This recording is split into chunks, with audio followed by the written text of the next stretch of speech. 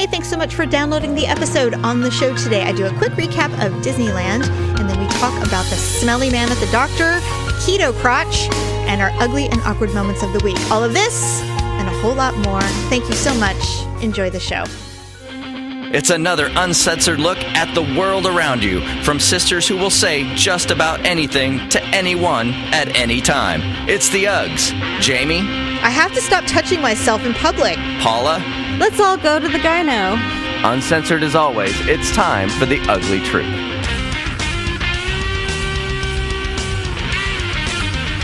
Welcome to the Ugly Truth. This is episode 350. We are Sisters Who Podcast. Woohoo! Yes, we are. I wanted to continue and just wrap up my trip to Anaheim from last week. I just wanted to tell you about the Disneyland portion, but just minimally, because if you've been to Disneyland, you know what it is. It's crowded. There's a variety of life and, a lot of walking. You said the weather was nice, though, right? It was, actually. I actually went to Disneyland one day because we went 2.5 days. And the first day I went with a covering and ultimately ended up putting it in Daryl, because, Daryl's the pack mule. All the men are pack mules when you go as a family, right? They're the ones that carry the backpack. I don't remember who carried the... Yeah, I think it was Victor who carried the backpack. They carry the back... Well, we have one of those string packs, those drawstring bag backpacks. Yeah. But it's like a nice one. So we bought it for the last time we went. Anyway, Daryl's super good because, once you're a parent and you have to pack for something for an all-day adventure with children, you really know what you're doing. Mm-hmm. So when you don't have the stroller to push around with all the shit in it, Dad becomes the pack mule. So he's like, okay, I've got sunscreen, I've got your lipstick, I have a tampon, I have a bottle of water, and are you sure you don't want a sweatshirt? I'm like, no, I'm just gonna wear it. And he goes, all right. And then I can take it off and put it in the pack and all is well. And which is funny because there's nothing of his in there.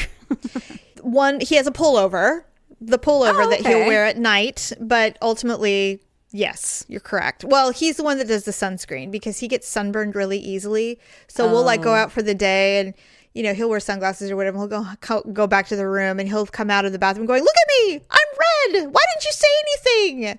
I'm like, you don't look red to me. His forehead and nose looks like they get pretty red sometimes when he's been out. He has developed a very strange obsession with his forehead. Is it becoming a 5-head? Yes. I don't think so. I mean, maybe you think that. I really think it's just the haircut. When he gets his haircut and it's really short in front, I think he gets a little bit of a complex.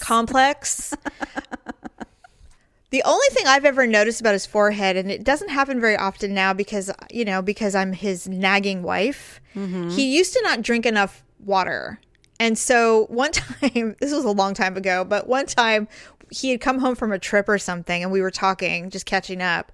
And I looked at him and I said, you have like 8 lines on your forehead and they're very prominent. And he said, what? And I said, are you dehydrated perhaps? And he looks in the mirror, he goes, oh my God, what is this?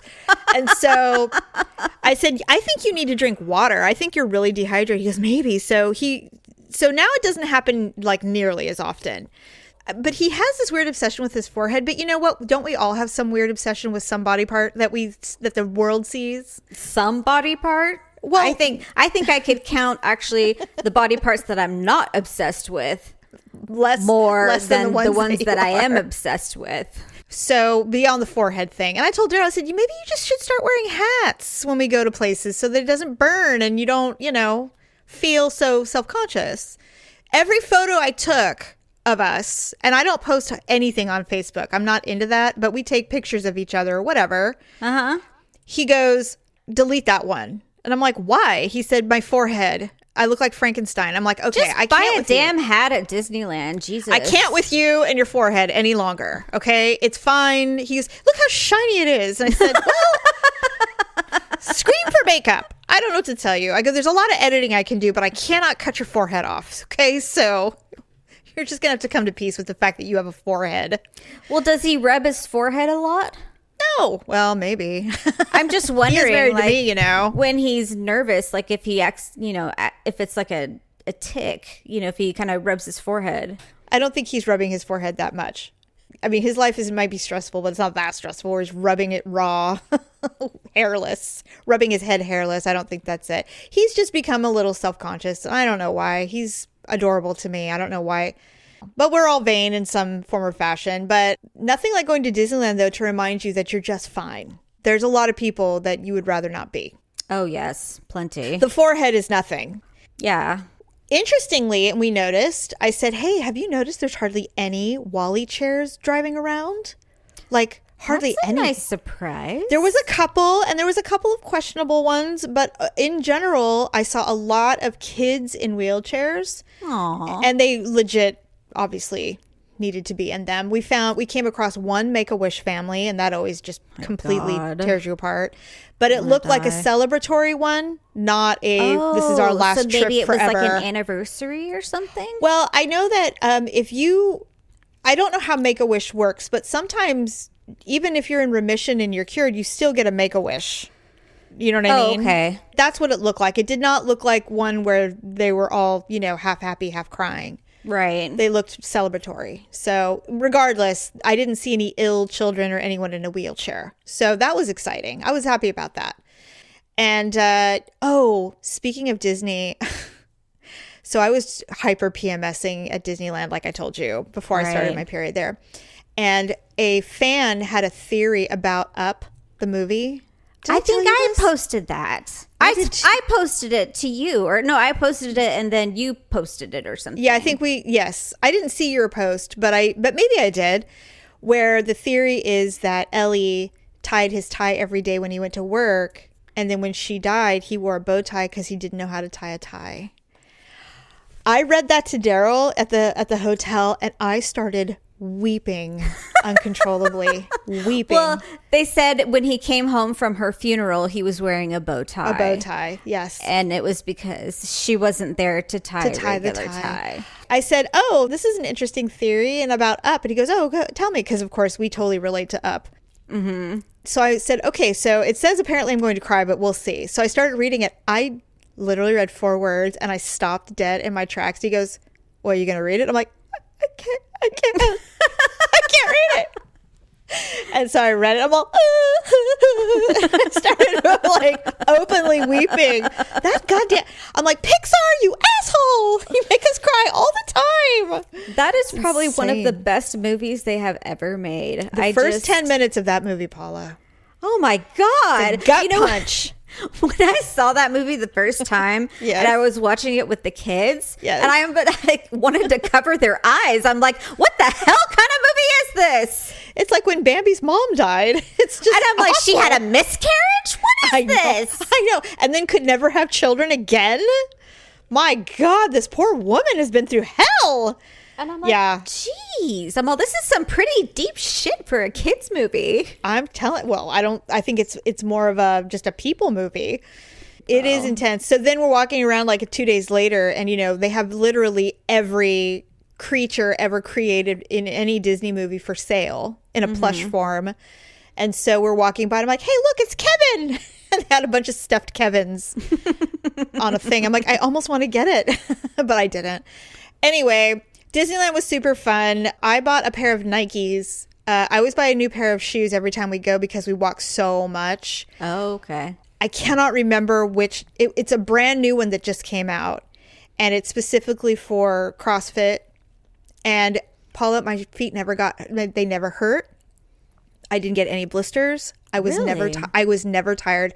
We walked almost 30 miles in 3 days and I did not have one problem. Wow. I swear to God, I will find the Nike shoe and I will tell you what it is, worth every single penny I paid for those shoes. They're amazing. And they're cute too. That's cool. Where did you get them at when you were there? Oh, I bought them on Nike.com before I left. Oh, okay. I thought you said you bought them there. Okay. I bought them for the trip. I gotcha. It is so hard on your body walking that much if you don't have the right footwear. It's crazy. Yeah, definitely. It's crazy. And you see all these cute, like, Malia's friend. Malia wore her Nikes too that are specifically made for walking and CrossFit. And her friend refused to wear them, and she had a bunch of friends that ended up at Disneyland on Saturday. So we never saw her. Yeah. She said all of them made fun of my shoes because they weren't Vans or Converse. And within 3 hours, they were dying. And I'm like, y'all made fun of me for my walking shoes. Right. And look at you. You look cool, but you can't move. And here I am dancing around, leaping about. It was really funny. I'm like, there's no shame in wearing walking shoes. There's no shame in my shoe game. None. Like, you learn your lesson. That's funny. Okay, so this, of course, is completely full of judgment, and I don't know this. I don't know this girl's life, and I just don't give a shit because appearance is everything when you can't ask questions. Because she became a topic of discussion amongst all of us at one point or another. There was a girl in line. She might have been 25, and she was in one of the Wally chairs. She was very overweight, and she was wearing mouse ears that said "bride to be." Shut up. I swear to God. And I saw that and I went, who did this to you? Why is this happening? What? I mean, look, wheelchair, one thing. Wally chair, quite another. Especially when you see her getting up and wandering around, getting a churro or something. It's like, come on. I said, you guys, I didn't see a lot of Wally chairs today, which is really refreshing, by the way. A lot of people who are walking instead of using those, I admire it. I really do. I'm not judging. But I saw this seemingly healthy young lady with a bride-to-be mouse ear thing on, and my daughter's like, we saw her, and we were like, who pulled the curl trick on you? What? It's like, this is crazy. So I watched that show, and I don't really tell a lot of people about this because, one, I don't know why I'm so fascinated by it. Two, people probably do think it's a little cruel to exploit this. What? And I do agree. I watched that show, My 600-Pound Life. I know you do. Where they all go down to Houston to Dr. Nazaurin or Nazaurin. Oh, the barometric guy? Yeah. Yes. And they all get that stomach surgery. Yes. And then it shows their weight loss, journey and everything. And they fight it every inch of the way. They That's always what's so hilarious. cheat on their diets, or they're Yes. just like, well, he tells them to lose 50 pounds a month. And so they're just like, well, and stick to the diet, which is like 1,200 calories a day. Which is, by the way, pretty normal. That's not an unusual amount of food. It's not a lot of food, though. But I mean... Well, no. When you're trying to reduce 1,200 calories, it just depends on what the calories are. Yeah. You can eat all day if the calories are minimal. But these people are used to eating anywhere between 8,000 and 10,000 calories a day. I can't... How do you do that? I look at one of their meals and I'm just like, if I ate that, assuming I could eat it all, I would not be able to eat for the rest of the day. When my children were water polo athletes, they were attempting to consume 5,000 calories a day just to stay alert because they were burning so much fat and calories in a day. Their coaches were like, you need to probably consume about 5,000 calories a day to maintain your muscle mass. They couldn't do it. It was impossible. When I was in my mid-20s and I was having a fling with this guy and we used to have like marathon crazy sex for hours. Yes. He told me every morning he would wake up starving. Well, that's like, a good time. Really? That's good. He said he always had to stop for like a McMuffin or something on the way to work. But it's like, I've never been in better shape. I could run a marathon after this. Anyways, my point is that on this show, almost every single episode, the person that's going to get the surgery has a significant other. Enabling him. But I'm just like, they have a boyfriend or a girlfriend or a husband or a wife. Yes. How? And I'm just like, how? They're bedridden, for God's sake. No, one episode I saw, this was crazy. This guy, He fought his wife tooth and nail, getting this surgery, exercising, losing weight, eating healthy. Right. Eventually, she had lost 200 pounds or something. And he divorced her because he said, I wanted a big wife. Oh my God. Can you believe that? She got too thin for him. That's weird. That's backwards. Okay, he has a fetish. That's different. He did. That's weird. He didn't deny it. He's just like, I like big women. Okay, but that's different. That being bedridden is not just big. That's like a death trap. Anyway, so Disneyland was fun.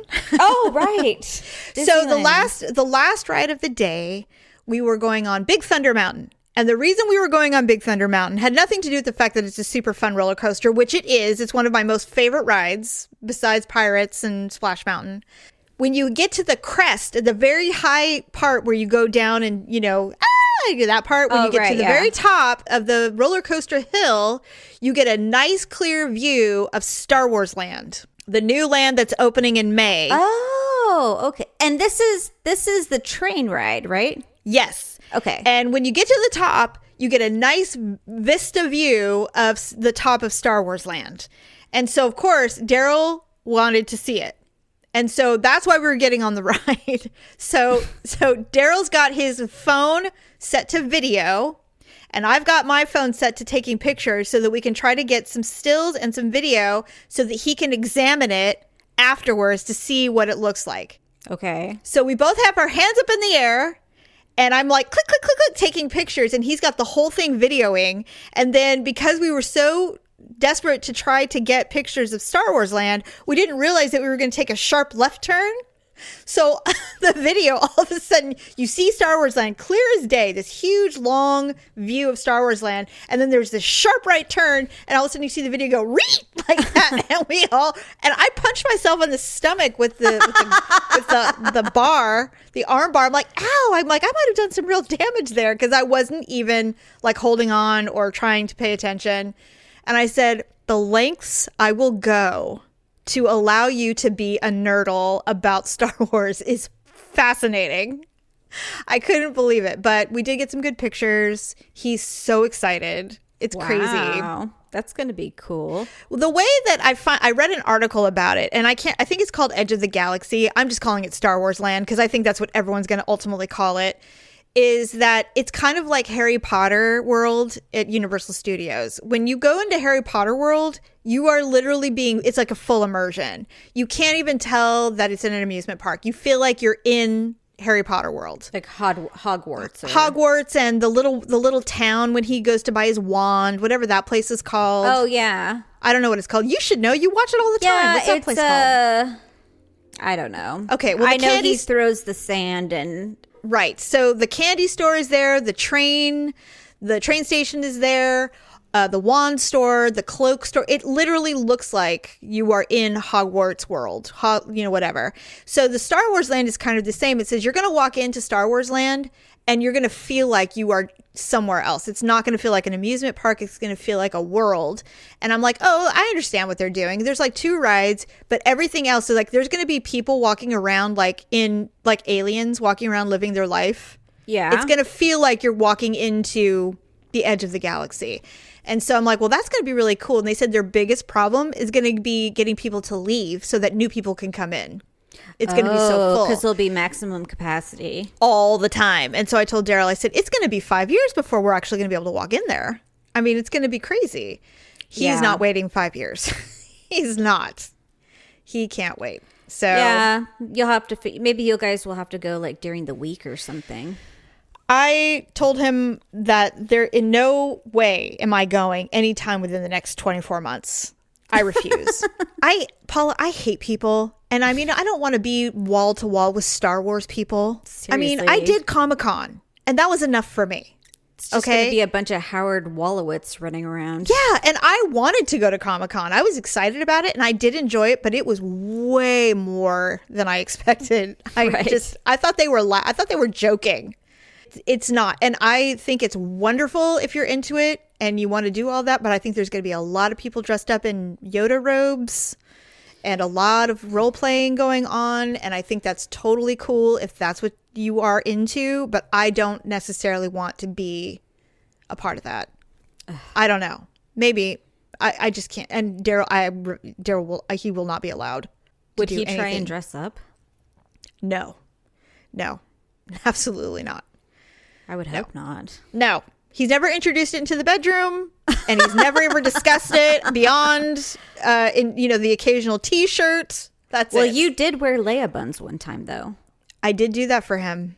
Yes, didn't do anything for him though. So really? It's kind of pleasant. It was pleasant to know that it didn't do anything for him. So now, before we talk about vaginas. Yes. So Malia had a doctor's appointment. She's 18 now, so she has to go to a different doctor. And of course, I was not allowed to go back with her. She's an adult now, so she's going back. And she's doing whatever she needs to do to move on with her adult life. I'm in the waiting room. Everything's fine. Now, because this is a female doctor, and it's a group.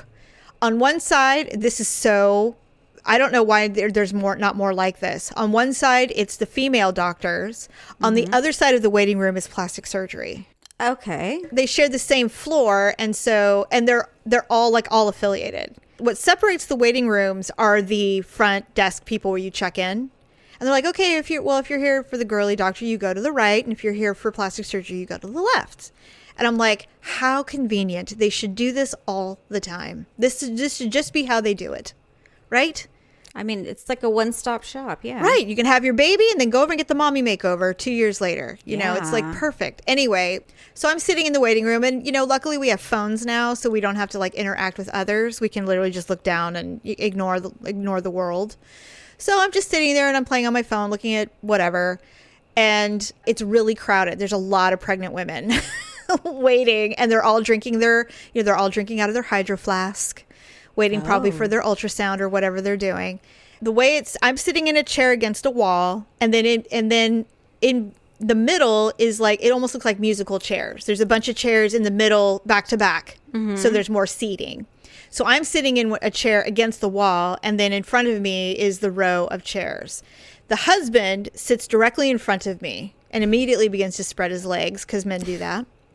His wife is sitting on the other opposite wall with the baby, and then her mother is there as well.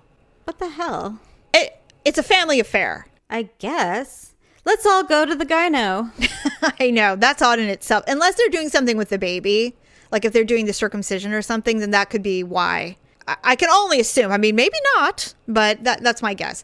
So I'm sitting there, and so he's sitting in front of me, and there's a woman sitting next to me, and then there's another woman sitting on that same row that he is, but all the way at the other end, sitting across from the other, from the other woman. So the four of us are sitting there, and I see him out of my peripherals that he's there, but I didn't really register anything because the door opened at the same time that they sat down.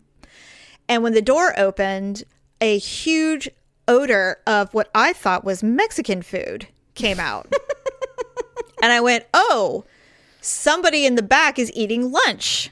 It's 10:30, but whatever. They might have needed a snack. I didn't think anything of it, but to me, it's so weird when you go to a doctor's office and you smell someone's lunch. Yeah. I don't like it personally. Especially when it's a small office and there's only one restroom and someone comes out after taking a huge dump right by the scale, and you're just like, good oh my Lord. God. Right. So I'm sitting there and I'm like, okay, well, someone's having enchiladas, whatever. It wasn't that. It was the man. In front of you? Yes. He sat down and he reeked of food. Luckily, okay, so it was really cold and sprinkly and rainy that day, like almost snow cold. So I had worn a sweater with a scarf on top of it.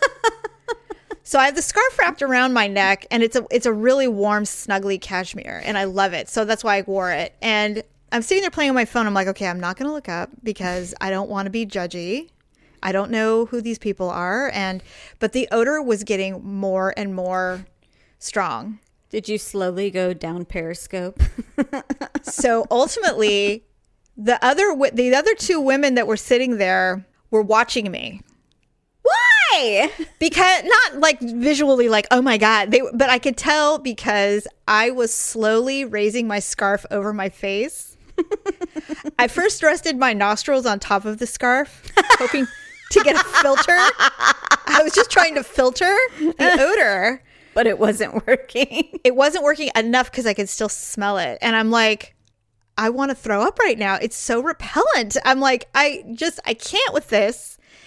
And I told Daryl, I was chatting with Daryl. I'm like, oh my God. I'm like, this man smells so bad. And it's just so, it smells like hot food. He goes, oh, is it curry? And I said, no. I know the smell of curry, and this is not curry, so I don't know what this is. He literally just ate, unless he had something in his jacket. He just like skin, a taco or something. His skin was just. He wasn't Mexican, by the way. His skin was just oozing food smell. So it didn't smell like cheeseburgers. No, it could have been. I don't know. It was like hot meat. The odor was so bad. So I'm sitting there. So I finally rest my nostrils on my scarf, and I said, okay, and I was telling Daryl, I'm like, okay, I've alleviated some of the stench because I have my nostrils on my scarf. And the way I'm kind of adjusting myself, it looks like it's just naturally happening, I think. And then suddenly the two women start laughing independently because I am making it so abundantly clear, apparently, that I am repulsed. They start laughing at me, and not like you're so dumb. They're just like, I know it's really bad, right? So finally, praise the Lord, they were called and then whisked to the back. And then, of course, immediately my daughter comes out. And so I got no relief whatsoever. But the second they walked out, both of the women they turned and looked at me and started laughing. Oh my God. It was bad, Paula. It was so bad. And I'm like, can someone please inform this gentleman that he reeks of food? Like, I don't know if he's a cook or if he just finished cooking something or if he brought something with him. I don't know. Maybe he's taking some kind of herbs or something. Oh, maybe. Was he wearing shorts? No. Okay. He was fully clothed with a jacket, but it was so strong. And I'm like, well, I mean, it could have, I just don't even know. But I was so grateful for that scarf. I told Daryl, I go, my eyes are watering. My eyes are watering. It's so strong. You're going to have to carry a small little thing of Vicks Vapor Rub just to like swipe it under your nose. I haven't experienced that in a long time. Like you're going to the morgue. But I was so glad to nestle into my scarf. And the thing is when it comes to covering my face, even when I'm sleeping in bed, I need air. I can't. I do too. So the fact that I couldn't get fresh air anywhere, I felt like I was having an anxiety attack. It was so bad. I'm like, and I'm like thrashing about trying to find air. I'm like, why are there no windows in this place? God, it's like, and I told Daryl, I'm like, I guess I could have moved, but I think that would have, apparently that wouldn't have been more obvious. Did you try breathing out of the side of your mouth, or would I that did. not help? I stopped breathing out of my nose for a while and started doing this, where you do the side blow into the side of my scarf, hoping that would do something. But I'm not good at slight. I'm not good at being what's the word? Subtle. The art of subtlety escapes me, apparently. Well, I think most people don't, make a scene when those things happen. They just, accept it. I just felt like, I told Daryl, I felt like I was in a Pink Panther movie where I was trying to be subtle, but I was obviously not being subtle. And I'm like, well, I don't care if he's offended, he smells. So whatever. I would have done the same exact thing. I guess I could have been like, God, and done what mom does and pinch my nose and turn in haughty derision. But I got thought up that and would moved. be rude. Or get a magazine and start fanning your face. Oh, no, she would not. You know what would have happened if she had been with me? She would have turned to me, she'd be like, Jamie, what is that? She's like, what is that smell? And I'd be like, and then me playing dumb, be like, shrugging my shoulders, I don't know. It's like, we need to move. And because mom is very assertive. She's like, we're moving. And she would have gotten up and she'll find us. We would have moved to another part of the building. But yeah, it was bad. I'm like, I don't know. And why was I sitting there just taking it? Why didn't I get up and move? Who cares what these people think? They're the smelly one. He's the smelly one, not me. Well, you don't want to be rude. I guess I was to some degree, but I just found it. You weren't. You were just trying to survive. Exactly. And I couldn't tell you how grateful I was to have that scarf. Because I was like, God, if I would have put my face in my shirt, I might as well have been rude, you know. I would God, have found so anything in my purse that, you know, that had an odor, like, you know, lipstick or it gum. was one of the odors where you don't even want to open your mouth. And it reminded me of the time when Mom told us when she took her mother-in-law, they were on a trip and they went to a rest stop and they went into the bathroom and it was the odor was so bad that she came out and spit because it was in her mouth. The smell and taste. She's like, I couldn't even. And she like didn't even want to breathe through her mouth because it was so bad. So she came out and washed her mouth out and spit. I hold my breath anytime. Like I'd like, it's not like I time myself, but I'm just like, okay, ready, set. And I like run into the bathroom, pee. Oh, yeah. You know, yes. I'll attempt to push the water button see if anything comes out, and then if it doesn't, I'm just running. So it's true. Oh, I'll do it. Porta potties are the worst. Oh God, they're awful. At a concert or something. Always concerts. And why are they always hot and humid in there? Well, the thing I don't understand worse. is why do people wait to go to a concert to have freaking diarrhea or something like that? Please, I'm just like, really? We were on a flight from Orange County to Sacramento. I mean, tops 60 minutes from takeoff to landing. It's a very short flight. They go, okay, you're free to move about the cabin. And within nanoseconds, two giant men got up and rambled their way to the bathroom. And Daryl looks at me and goes, why do people wait to take a dump when we get... I'm like, are you kidding? The farts fly the second you sit down in here. This place is a disaster zone for fecal. It's like preschool. It's crazy. It's like, what is motivating your anus at that level? Like, why can't you do that crap at the hotel? Or God forbid, even the airport, even though, I mean, in airports, Paula, they're worse than rest stops, man. God. They're the worst. But it's just like, you know, I'll remind you, the cabin is pressurized, you know. Yes. It's nothing, no reason for your guts to be gurgling. Right? And it's like, we sat down and he immediately turned on the air that's above you. I always do that. I'm like, turn it away from me. That shit is recycled. And these people are farting up a storm. I don't want that in my mouth. I blast that thing on my face so hard because I'm just like, I want nothing around me. Well, Paula, it's recycled air. It's the same air you're breathing. Well, leave me to my thoughts. Okay. Fine, I'll let you live naively. What difference does it make? It's all the same air. Because you're having it blasted in your face. It's like, please fart in the air and then I'll blast it into my face. I blast it into my head. Gross. Anyway, so speaking of gross, you and I read the same article. There's been several articles that came out. The keto crotch. So everyone knows or has heard about the keto diet, which is basically it's all meat and greens. It's kind of like the Atkins diet. And then you have to do like this fasting thing. And, you know, it's supposedly been this phenomenon. And people have lost a ton of weight on it. And it's been really successful. Yes. Recently, a lot of women have been posting on like Reddit or other forums kind of asking, like, have you noticed a strong odor coming from your vagina? Yes. And so they've been calling it the keto crotch. Right. Dr. Mary Jane Minikin, a board-certified OBGYN, has said ketones, which is what is released from your body, which has caused the fat to, you know, burn. Yes. She says ketones do smell funny, so it doesn't surprise me that folks have bad breath or funny odor from their vaginas on the diet. Two things you don't want to come from you. Minikin thinks the keto crotch could be a disruption in vaginal pH.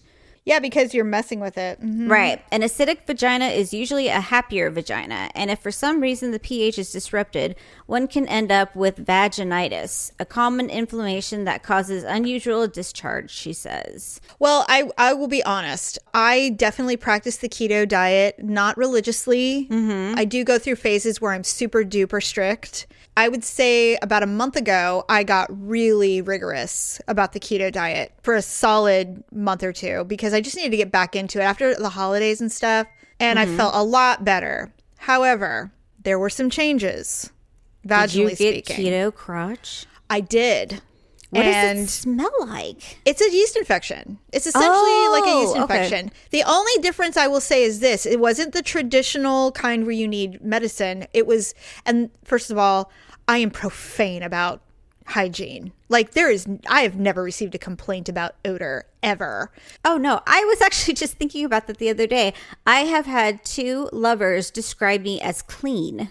Well, that's nice. I mean, to me, it's an excellent compliment. That's a polite way of saying it's good. But to most women, it's probably not, music to their ears. But well, I will say this, in my long history of lovers, which is not that long, but there has never been one who I can't get him out of there, man.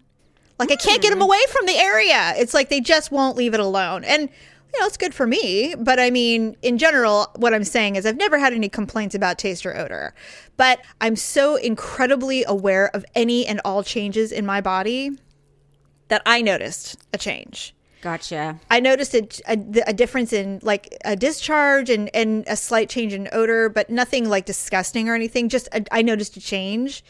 And I also noticed that I had itching, but not in the vagina, but like inner thigh area. And it was really weird. I'm like, why am I itching? Like, it's so strange.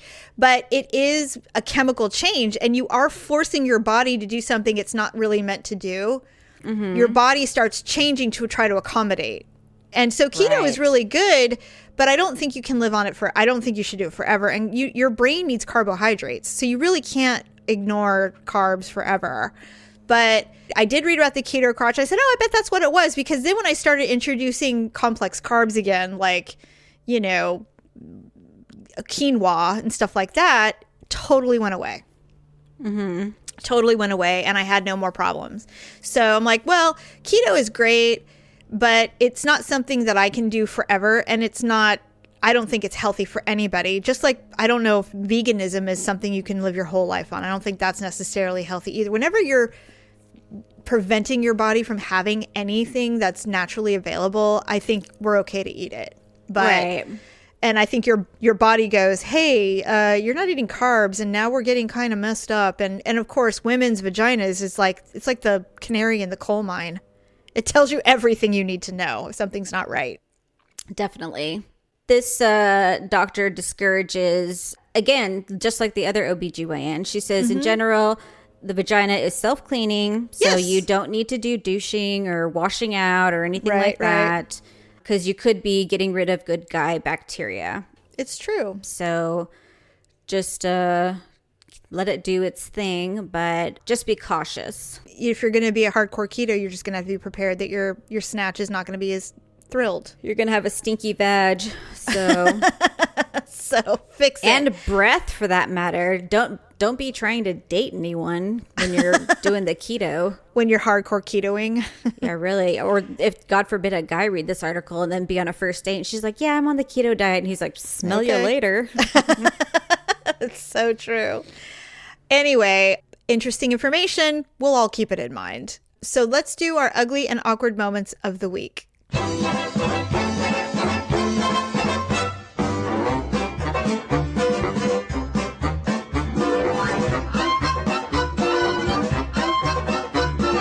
Okay, so Victor gets paid once a month. So whenever we're like at the very end of the month, we're always like our poorest. And of course. So we hadn't been grocery shopping yet. We were waiting for him to get paid.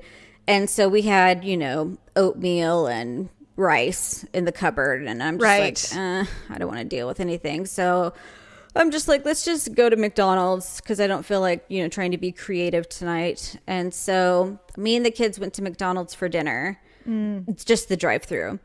And so we ordered our stuff, and when you pull up to the window, you know how there's 2 windows, like one slides? Yes. And you never know which one slides, though, because there's 2 of them. So I'm just like, okay, I'm going to make an educated guess here, because I said this second window looks like it's the slider.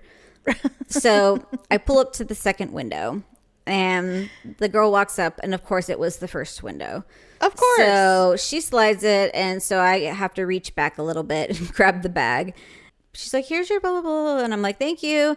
And then I said, sorry about the whole window thing. And she's like, what? I'm like, never mind. And I'm like, and I took off.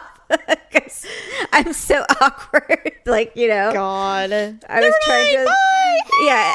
No, she said, she's like, what do you need? And I'm like, nothing. Nothing. I don't need anything. I don't even know you. Bye. Oh, God. So, that's so funny. it's ridiculous. It is ridiculous. You are ridiculous. So I told the kids, I'm like, well, that's my ugly and awkward moment for the week. That's all you need. Like, Okay. you know, when you're trying to talk to someone and they're like, what? Yeah, you're like, I don't understand. So, Anyway, so before I tell you mine, I just read something that we need to talk about for a brief moment. uh-oh. Edith from Overboard died. The redhead? Yes. God, she must have been old. Let me see. How old was she? 89. Wow. That's a good run. That's all she was? If you have a baby, you're not going to be the baby anymore. True. True. I'm not a bitch. I love that movie. Safe Home. Aw. She was really good in that movie too. What other things has she been in? Soap. That was her big one. She was in Soap. Is that a movie or a show? It was a sitcom dramedy kind of show in the 70s. It's beyond us. It's before our time. But I mean, I think like Billy Crystal was in that and Oh, really? everything. And there was a lot of spin-offs. I think Benson was a spin-off of Soap, if I recall. I used to love that show. Anyway, here's my awkward moment. Oh, yeah. Once again, it involves my breasts because they're so ridiculous. Mm-hmm. I have a bra that doesn't fit anymore. It's too big. And I love it, though, because it's black lace and it's like one of my favorite bras ever. I have it on the very last hook because I just refuse to give it up. But it's too big. It's just too big.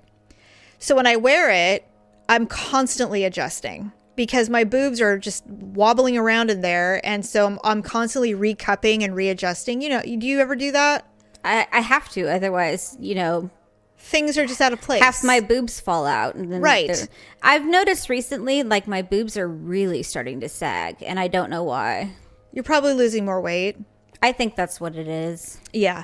So anyway, so we're leaving the hotel in Anaheim. This was like the first day we were there. And I had changed and we were headed down to, I don't know, do whatever. And we're walking down this long hallway. And 90% of the time, it's desolate. We never see anyone ever. And so we're walking. And I'm like, God, you know, this bra. And so I shove my hand through the top of my t-shirt. And I'm cupping and I'm adjusting my bra.